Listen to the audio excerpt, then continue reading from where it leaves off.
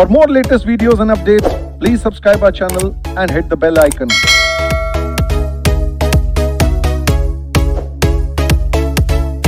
हाँ जी बच्चों, कैसे आप सब? आई होप आप सब बहुत अच्छे होंगे बच्चों। मैं बता दूं, मैं भी बहुत बढ़िया हूं। तो बेटा आज की वीडियो हम रिकॉर्ड कर रहे हैं अपने सीए इंटर लॉ के स्टूडेंट्स के लिए, जिसके तहत हम अपनी नवंबर 23 अटेम्प्ट की जो भी अमेंडमेंट्स आई हैं वो डिस्कस करने जा रहे हैं। तो नवंबर 23 की अमेंडमेंट क्लास आपकी रहने वाली है। और बेटा वीडियो की स्टार्टिंग में मैं बता देता हूं कि पिछले कई अटेम्प्ट्स में जितनी भी अमेंडमेंट क्लास हमने लगाई है, आज वाली अमेंडमेंट क्लास उसमें से सबसे ज्यादा छोटी अमेंडमेंट क्लास होने वाली है, बिकॉज नवंबर 23 के लिए कोई खास अमेंडमेंट आपके सिलेबस में आई ही नहीं। तो सम अप, आपके सिलेबस में सिर्फ 2 ही अमेंडमेंट आई है, और वो 2 अमेंडमेंट्स भी ऐसी अमेंडमेंट है जो पेपर के लिए बहुत ज्यादा रेलेवेंट नहीं है। तो ये वीडियो को ज्यादा स्ट्रेच ना करते हुए फटाफट से ये वाली अमेंडमेंट क्लास को हम निपटा देते हैं। तो बेटा आज की क्लास में हम अमेंडमेंट्स डिस्कस करने जा रहे हैं अपने नवंबर 23 अटेम्प्ट की। जो नवंबर 23 अटेम्प्ट है बेटा, उसमें आपकी 30 अप्रैल तक की अमेंडमेंट्स आती है। तो 30 अप्रैल 2023, तो 1 नवंबर 22 से 30 अप्रैल, इस टाइम पीरियड के दौरान जो भी अमेंडमेंट्स आई हैं वो हम डिस्कस करेंगे। पहली बात, आपके अदर लॉज के अंदर कोई भी अमेंडमेंट नहीं है। जो अमेंडमेंट आई है वो सिर्फ और सिर्फ कंपनीज लॉ के 2 टॉपिक्स के अंदर आई है।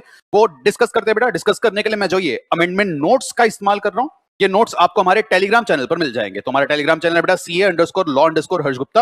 वहां पर अगर आप जाएंगे आपको ये अमेंडमेंट नोट्स वहां से मिल जाएंगे, वरना उनका लिंक आपको इसी वीडियो के डिस्क्रिप्शन बॉक्स में भी देखने को मिल रहा होगा। आप उस पर क्लिक करिएगा, डायरेक्टली आप अमेंडमेंट नोट्स पर पहुंच जाएंगे। So without any further ado करते बेटा आज की क्लास स्टार्ट। और 2 ही अमेंडमेंट यहां पर आई हैं। पहली अमेंडमेंट बेटा यहां पर जो आई है वो आपकी आई है इनकॉर्पोरेशन रूल्स के अंदर, और दूसरी अमेंडमेंट यहां पर आपका आई है प्रोस्पेक्टस रूल्स के अंदर। तो पहले प्रोस्पेक्टस वाली अमेंडमेंट देख लेते हैं। और बेटा एक छोटी सी अमेंडमेंट बस क्या आई है, आपके सिलेबस में एक रूल 12 का सब रूल 6 था बेटा, उसे कर दिया गया है ओमिट। तो प्रोस्पेक्टस के रूल्स में चैप्टर 3 जो आपका है, रूल 12 सब रूल 6 हो चुका है ओमिट। सर वो कहता क्या था? तो बेटा मैं आपकी बुक से एक बार आपको दिखा देता हूं। तो आपकी बुक रही होगी बेटा, जहां पर आप रूल 12 देखते थे, जो आपका सेक्शन 39 के बाद आया करता था, जो आपका सिक्योरिटीज की अलॉटमेंट से डील करता था। और रूल 12 कहता था कंपनी जब भी आप शेयर अलॉट करो, विद इन 30 डेज आप एक फॉर्म पैस 3 फाइल करके रिटर्न ऑफ अलॉटमेंट फाइल करते हो। इसमें बस एक सब रूल 6 आता था, और वो कहता था कंपनी अगर आप बोनस इशू लेकर के आए हो, और बोनस इशू के केस में आपने शेयर अलॉट किया है, तो उसके अंदर आप जो पैस 3 फाइल करते हो ना, उसके साथ आपने जो ओआर पास किया होगा बोनस इशू लाने के लिए, उसकी कॉपी चिपका देना। तो बेटा वो वाली बात आज के दिन में हो चुकी है ओमिट। तो ये जो सब रूल 6 था यहां से हो चुका है ओमिट। तो सेक्शन 63 कहता था बोनस इशू के लिए हमें ओआर चाहिए, उसकी कॉपी बेटा हम इस पैस 3 के साथ लगाते थे, but now this have been omitted. अब वंस अगेन बेटा पेपर के लिए कोई बहुत ज्यादा रेलेवेंट अमेंडमेंट ये नहीं है, इसको आप बिल्कुल स्किप कर सकते हो, not at all important. And the second and last amendment बेटा जो आपके नवंबर 23 अटेम्प्ट के लिए आई है, वो आपकी आई है in the topic of incorporation का ओपीसी वाला टॉपिक अंडर सेक्शन नंबर 3। तो अगर आप इनकॉर्पोरेशन के चैप्टर में सेक्शन 3 पर आएंगे, वहां पर आप 1 पर्सन कंपनी की बहुत सारी बातें पढ़ा करते थे, एंड साथ में आते थे उसके कुछ रूल्स। रूल 3, 4, 5, 6, 7 आपने देखे थे, रूल 7 है। तो उसमें जो रूल 4 था उसके अंदर बड़े छोटे छोटे से बदलाव किए गए हैं। फटाफट से एक बार डिस्कस कर लेते हैं। इन बदलावों को समझने के लिए मैं एक बार आपको थोड़ा सा पुराना लॉ दिखा देता हूं। तो अगर हम आपकी बुक पे आएंगे बेटा, let me just come down to chapter number 2, section number 3।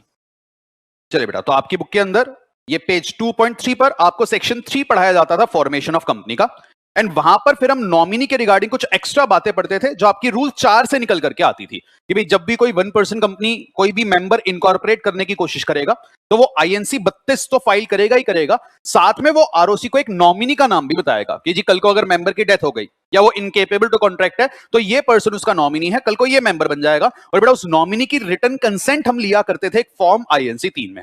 Likewise बेटा जब भी नॉमिनी चेंज होता था, नए नॉमिनी की कंसेंट INC 3 में आती थी, नॉमिनी बदलता था, नए नॉमिनी की कंसेंट INC 3 में आती थी। तो यहां पर इस पूरे चैप्टर या पेज के अंदर बार बार आपका फॉर्म INC 3 इस्तेमाल हुआ था। बस बेटा यहां पर आई है एक छोटी सी अमेंडमेंट कि आपके कंपनीज एक्ट में से ये जो INC 3 नाम का फॉर्म है ये अब हो चुका है डिलीट। सर डिलीट हो गया, इसका क्या मतलब है? नया नॉमिनी आएगा तो उसकी रिटर्न कंसेंट नहीं लेनी? बेटा लेनी तो है, बस उसकी कंसेंट लेने का तरीका थोड़ा सा बदल गया है। अब आपको उसकी कंसेंट INC 3 में लेने की जरूरत नहीं है। तो सर कंसेंट आएगी कैसे? बेटा यही एक छोटी सी अमेंडमेंट है। तो आ जाते हैं अपने अमेंडमेंट नोट्स पर और देख लेते हैं अमेंडमेंट एग्जैक्टली क्या है। तो पहले लॉ कहता था मेंबर जब आप ओपीसी को इनकॉर्पोरेट करने के लिए INC 32 फाइल करोगे, साथ में आप अलग से एक फॉर्म INC 3 में नॉमिनी की कंसेंट लेना। बट अब चेंज क्या आ गया बेटा, अब लॉ कह रहा है जी कि आप जो नए नॉमिनी की कंसेंट लोगे ना, इसी स्पाइस प्लस फॉर्म में ले लेना। मतलब अलग से आपको INC 3 भराने की जरूरत नहीं है मेंबर। आप जब स्पाइस प्लस का फॉर्म भर रहे होगे उसमें लास्ट में एक बॉक्स आएगा जहां पर आएगी एक डिक्लेरेशन। वो नॉमिनी उस डिक्लेरेशन को टिक करके कहेगा हाँ जी मैं नॉमिनी बनने के लिए अपनी कंसेंट दे रहा हूं, एंड वो डिक्लेरेशन ही उसकी कंसेंट का काम कर जाएगी। तो आपको अलग से उससे फॉर्म भरवाने की जरूरत नहीं है, स्पाइस प्लस में ही आप उससे उसकी रिटर्न डिक्लेरेशन ले लेना। ये छोटा सा चेंज है। अगली बात बेटा, जब भी नॉमिनी चाहे तो क्या वो अपनी कंसेंट विड्रॉ कर सकता था? बिल्कुल। अगर नॉमिनी कंसेंट विड्रॉ करता था वो ये बात कंपनी को भी बताता था और मेंबर को भी, और जैसे ही हम ये बात मेंबर को बताते थे, मेंबर की जिम्मेवारी क्या होती थी, वो नए नॉमिनी का नाम कंपनी को बताता था अगले 15 दिन में, और नए नॉमिनी की रिटन कंसेंट ली जाती थी आईएनसी 3 में। अब बेटा वो आईएनसी 3 वाला फॉर्म यहां से भी हो गया है डिलीट। मेंबर नए नॉमिनी की जो उसकी कंसेंट है वो राइटिंग में एक सिंपल से पीस ऑफ पेपर पर लेगा, और जैसे ही कंपनी ये नए नॉमिनी की जानकारी आरओसी को देती है इन फॉर्म आईएनसी 4, अब वो नया नॉमिनी इस आईएनसी 4 में एक बॉक्स टिक करके एक डिक्लेरेशन देगा कि हां जी मेरी रिटर्न कंसेंट नॉमिनी बनने के लिए है। तो आपको अलग से उससे आईएनसी 3 मांगने की जरूरत नहीं है। कंपनी जब ये आईएनसी 4 फाइल करेगी, इसी में उस नए नॉमिनी से एक टिक करवाकर डिक्लेरेशन ले लेगी कि जी हां आप नॉमिनी बनने के लिए तैयार हो। तो बेटा ये फॉर्म यहां पर भी खत्म हो गया। लाइकवाइज अगर कभी मेंबर नॉमिनी चेंज करना चाहता था, वो नए नॉमिनी का नाम कंपनी को along with his consent in INC 3 बताता था। बेटा यहां से भी वो आईएनसी 3 वाली बात हो गई है खत्म, और कंपनी जब आईएनसी 4 अब फाइल करेगी उसी में नए नॉमिनी का डिक्लेरेशन आ जाएगा। लाइकवाइज बेटा अगर कभी भी मेंबर की डेथ हुई या वो इनकेपेबल टू कॉन्ट्रैक्ट हुआ, तो जो हमारा एग्जिस्टिंग नॉमिनी था वो मेंबर बन गया। अब वो नए नॉमिनी का नाम कंपनी को बताएगा, तो ये जो नया नॉमिनी था इसकी कंसेंट भी आईएनसी 3 में लेनी पड़ती थी, वो भी अब हो गया है खत्म, क्योंकि कंपनी आप जब आईएनसी 4 फाइल करोगे उसी के अंदर आप नए नॉमिनी से डिक्लेरेशन लेकर के उसकी कंसेंट ले लेना। तो बेटा यही एक छोटी सी अमेंडमेंट आपके ओपीसी के टॉपिक में आई है। तो एक तो बेटा प्रोस्पेक्टस के चैप्टर में रूल 12 सब रूल 6 ओमिट हो गया, और हम कह सकते हैं ओपीसी में जो आईएनसी 3 नाम का फॉर्म था वो अब हो चुका है स्क्रैप। तो बेटा यही आज की अमेंडमेंट क्लास थी। हाँ, यहां पर मैं जाते जाते बेटा केविएट जरूर दे दूं कि हमारे इंस्टीट्यूट ने नवंबर 23 की अमेंडमेंट्स की एक लिस्ट निकाली है। उस लिस्ट में इंस्टीट्यूट ने ये प्रोस्पेक्टस वाली अमेंडमेंट्स को कवर करी है, but I don't know why ये जो इनकॉर्पोरेशन वाली अमेंडमेंट थी ये वहां पर मिस हो गई। आई एम होपिंग जब आरटीपी आएगी उसमें चेंज कवर हो जाएगा। चेंज कवर हो रहा है नहीं हो रहा है ये इतना बड़ा कोई बदलाव नहीं है जिसकी वजह से आपको कोई दिक्कत आने वाली हो, तो आप चिंता मत करिए। यही 2 चेंजेस आपके सिलेबस में हैं।